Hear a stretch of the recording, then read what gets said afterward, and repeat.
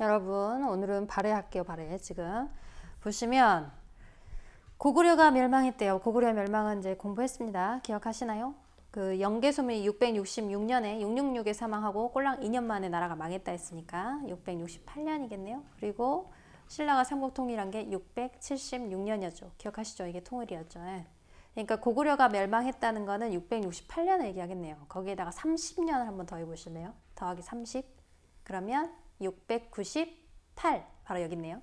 698년 즉 30년은 우리가 흔히 사회적으로 한 세대 여러분 부모님 세대가 가고 여러분 세대가 이제 성인이 돼서 나라를 끌어가는 뭐 이럴 때 우리가 30년을 기준으로 한 세대를 봅니다.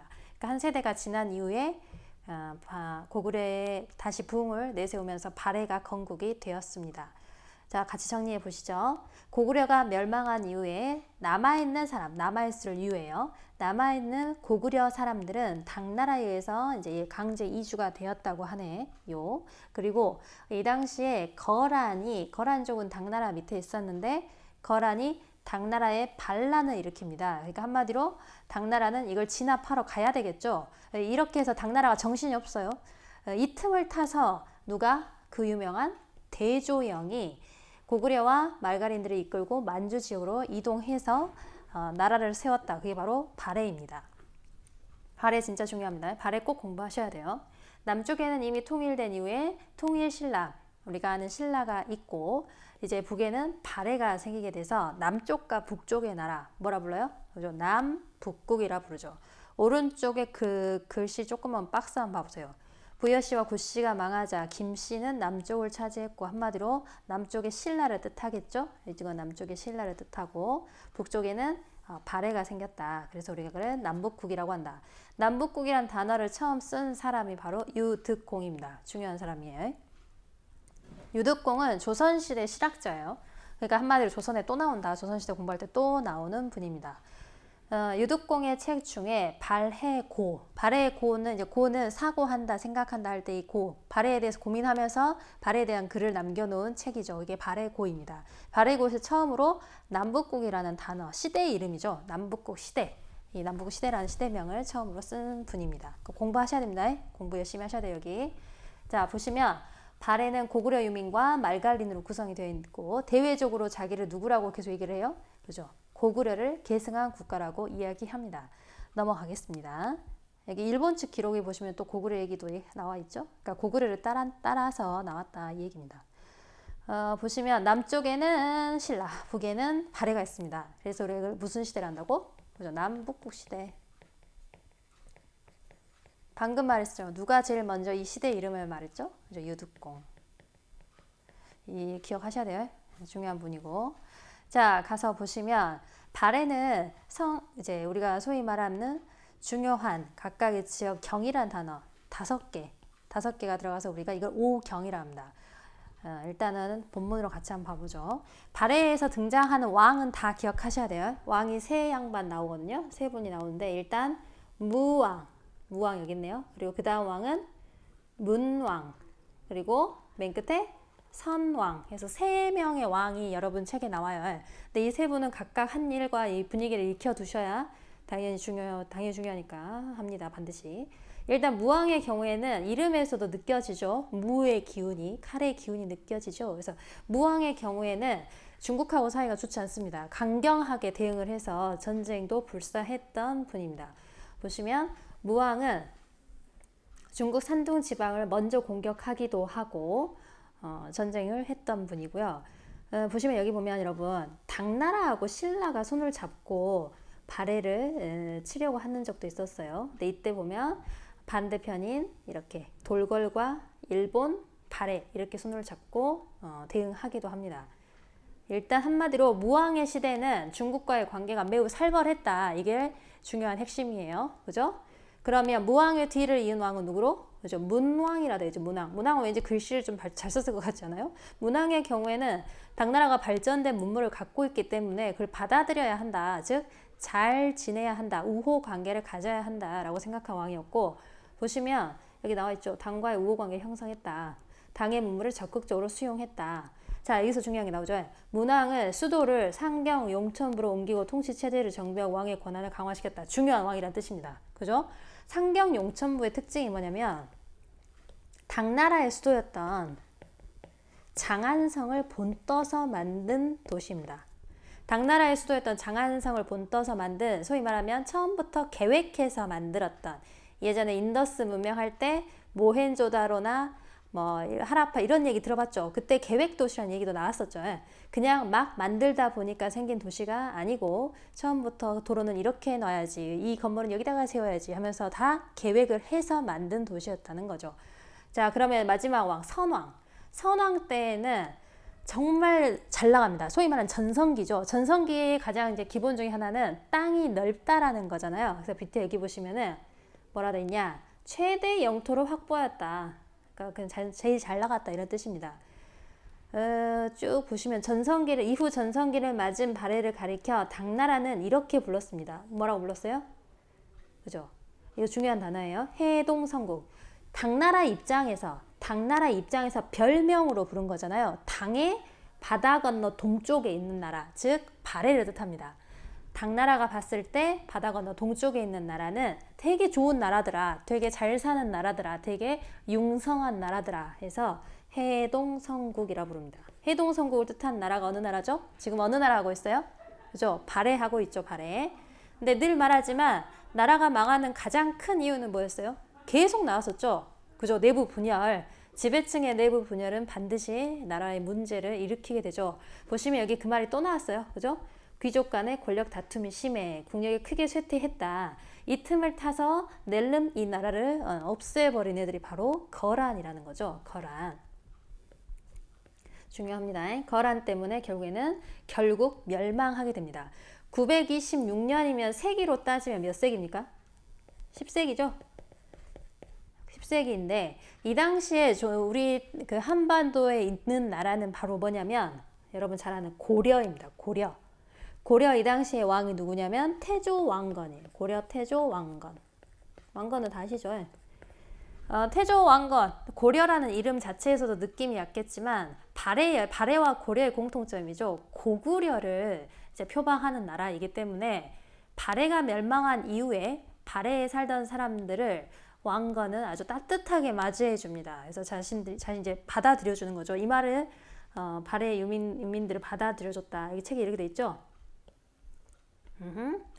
그리고 거란과 고려의 관계는 그래서 아주 좋지 않습니다. 왜냐하면 거란이 발해를 멸망시킨 애들이기 때문에 고려는 잘 지낼 수 없다 하고 사이가 좋지 않습니다. 그리고 뭐 이 당시에 10세기 이 딱 전반기에 백두산 화산이 폭발했다 이런 이야기도 있고, 덕분에 화산재가 하늘을 가려서 태양을 못 봐서 뭐 온도가 내려갔다, 농작물이 다 죽어버렸다, 뭐 이런 이야기도 함께 들어본 사람 있을 거예요. 여러 가지 이유로 결국에는 발해는 멸망하게 되고 결정적으로 망한 거는 거란이 이제 없애버린 겁니다. 오늘 진짜 하고 싶은 이야기는 바로 여기 사료톡톡입니다. 여기 제일 진짜 어려운데 여러분 조금 정신 차리고 잘 들어보세요. 쉽지 않아요.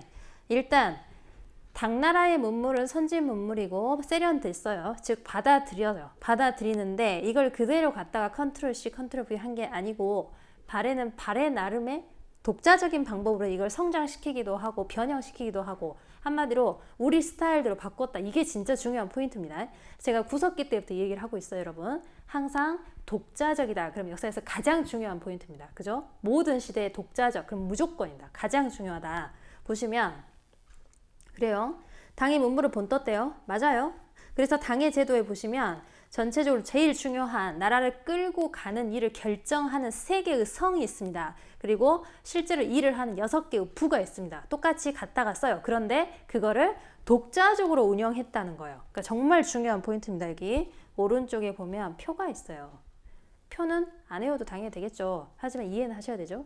밑에 보시면 가로 안은 당에서 사용한 명칭이래요. 즉 여기 안에 들어간 얘네들, 여기 안에 들어가는 얘네들은 어느 나라 거다? 어느 나라 거다? 그죠? 당나라의 이름입니다. 그러면 여기서 바로 눈치챘죠? 당하고 이름이 같아요? 달라요? 다르죠? 일단 이름부터 다릅니다. 그리고 당나라의 경우에는 이 6개의 부가 하나로 뭉쳐 있어요. 근데 발해의 경우에는 지금 잘라놨죠. 가운데가 좌사정과 우사정 해서 2개로 나누어 두었거든요. 기타 등등 지금 한번 정리해 볼게요. 여기 보시면 정당성의 장관인 대내상. 일단 한번 번호를 붙여볼게요. 1번. 정당성의 장관인 대내상이 국정을 총괄하였고 그 아래 육부를 두어 나랏 일을 나누어 맡게 하였다.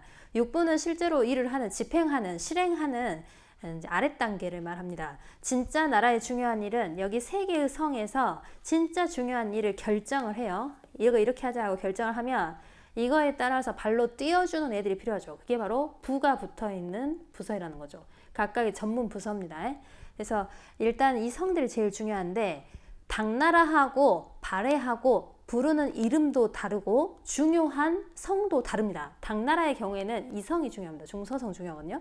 근데 발해의 경우는 그렇지 않아요. 발해는 정당성이 중요해요. 정당성. 정당성에 대내상을 중심으로 해서 또 정당성에 이렇게 6개의 부를 붙여놨습니다. 이거 보면 이렇게 연결되어 있잖아요. 그죠? 이 내용이 말이 좀 어렵긴 합니다만 일단 한번 보세요.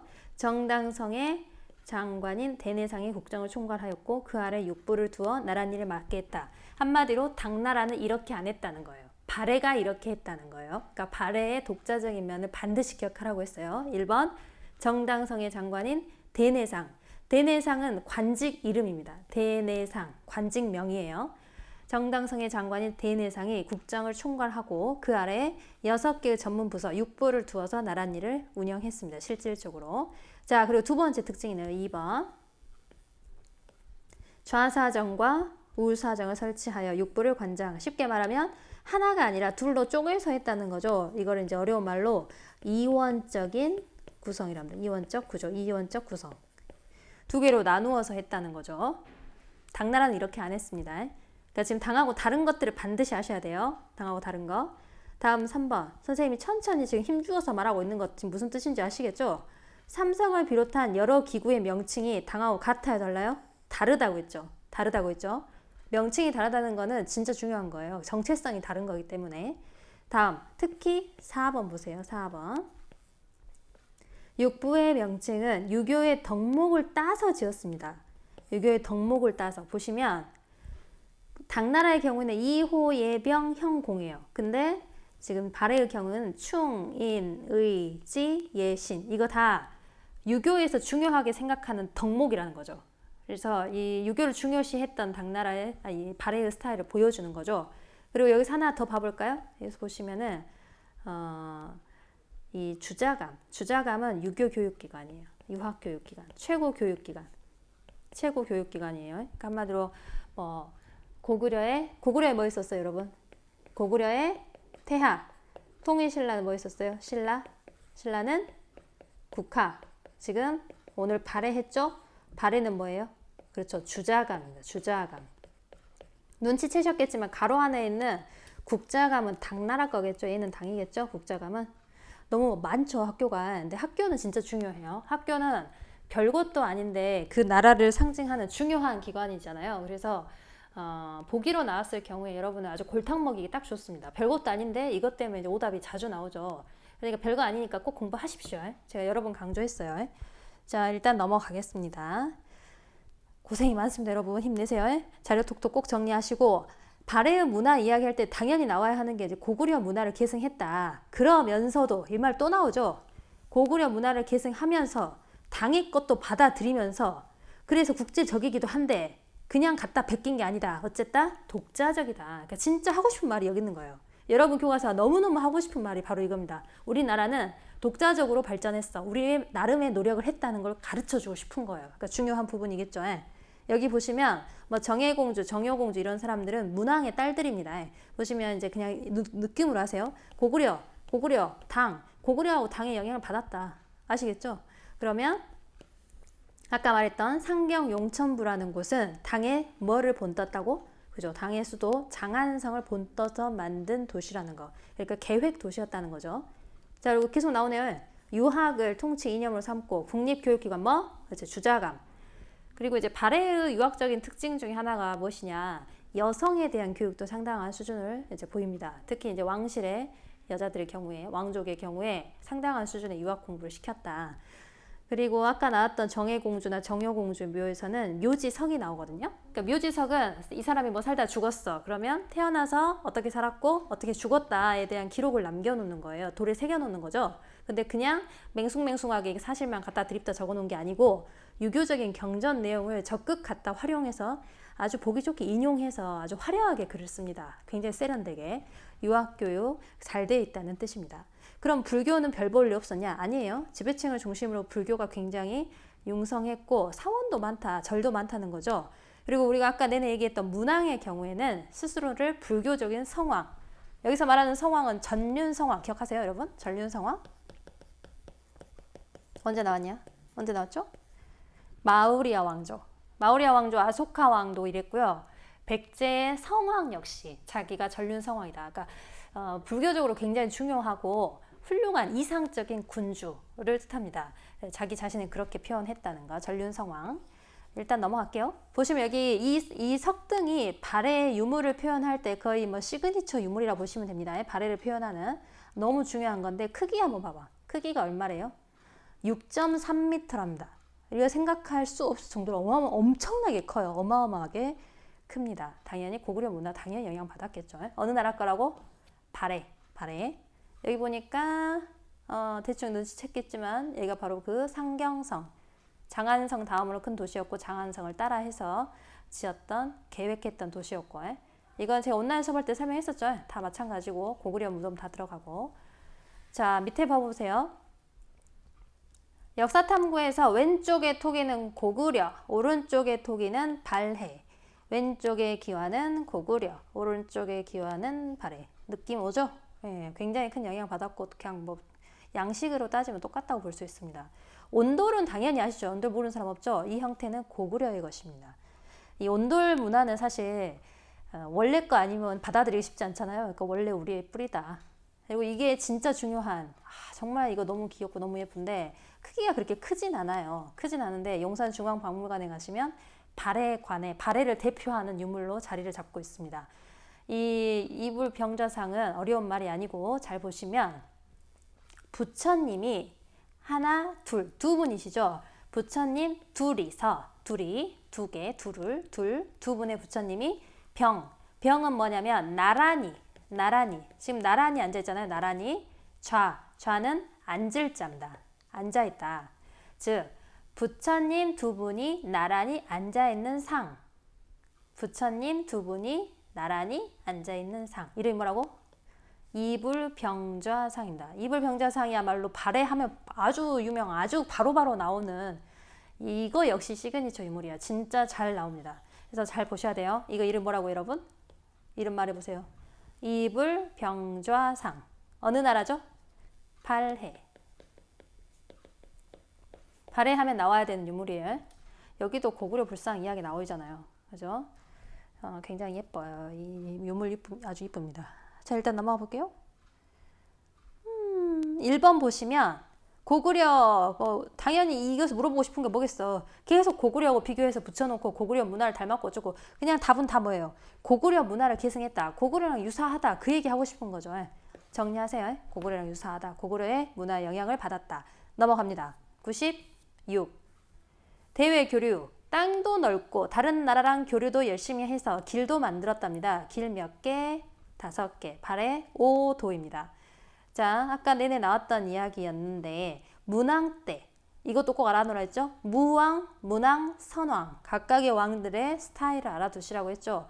문왕 때에는 당하고 관계가 좋잖아요. 그래서 활발히 교역을 했다. 당의 문물을 많이 익히고 돌아왔다.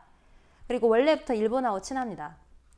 왜냐하면 당하고 신라를 견제해야 했기 때문에 지도를 보시면 조금 아시겠지만 국경을 접하고 있는 나라가 사이가 아주 좋기는 힘들겠죠.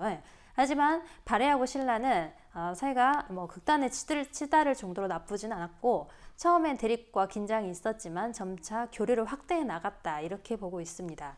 자, 다시 위로 가서 보시면 여기 그 얘기가 있네요. 밑줄 한번 가볼까요? 신라와는 초기에는 대립했으나 사신을 교환하고 교통로를 설치하면서 관계를 개선하였다. 교통로가 여기 보면 지도에 신라를 가기 위해서 이제 만들었던 교통로가 이름이 뭔가요? 아까 그 발해 5도 중에 하나겠죠. 뭔 도? 그죠? 바로 요걸 말하겠잖아. 이렇게 가는 거. 신라의 수도 금성까지 가는, 그죠? 이거 무슨 도? 그죠? 신라도죠. 신라도. 신라도. 다른 도도 한번 봐볼까요? 거란도, 영주도, 조공도, 신라도, 그리고 일본 가는 일본도에서 하나, 둘, 셋, 넷, 5개. 뭔도? 발해 5도. 발해 5도가 뭔지 다 외우고 그럴 필요 전혀 없습니다. 이런 거 쓰라고 안 합니다. 대신 이해는 하셔야겠죠. 신라 가는 길 있어요, 없어요? 지금 신라 가는 길 있다고 지금 여러 번 말하고 있습니다. 그죠? 자, 가보죠. 밑에 보시면 여기 문제는 제가 지금 푼 게 아니에요. 온라인 수업 때 이대로 했습니다. 기억하심? 기억하셔야겠죠? 그때도 여기 강조했죠. 독자적. 그놈의 독자적. 무조건이에요.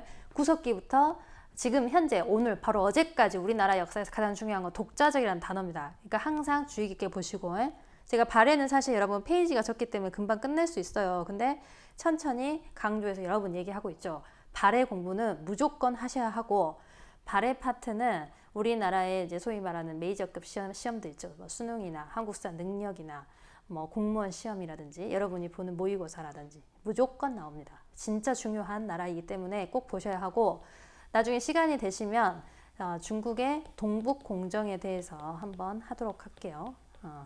동북공정은 이제 쉽게 말하면 중국이 우리나라 역사인 고구려 역사를 대표적인 거 고구려 역사를 이제 자기네 따라 역사라고 이제 억지로 끼워 넣는 거죠. 근데 이제 문제는 고구려 역사가 넘어가 버리면 발해까지 당연히 따라 들어간다는 게 가장 큰 이제 문제죠. 그 땅을 놓고 보면은 뭐 고조선, 부여, 고구려, 발해 전부 다 중국이 지금 자기네 나라 역사로 이제 우기고 있는 중이거든요. 그래서 이런 공부 이야기는 나중에 또 하도록 하겠습니다. 고생하셨습니다.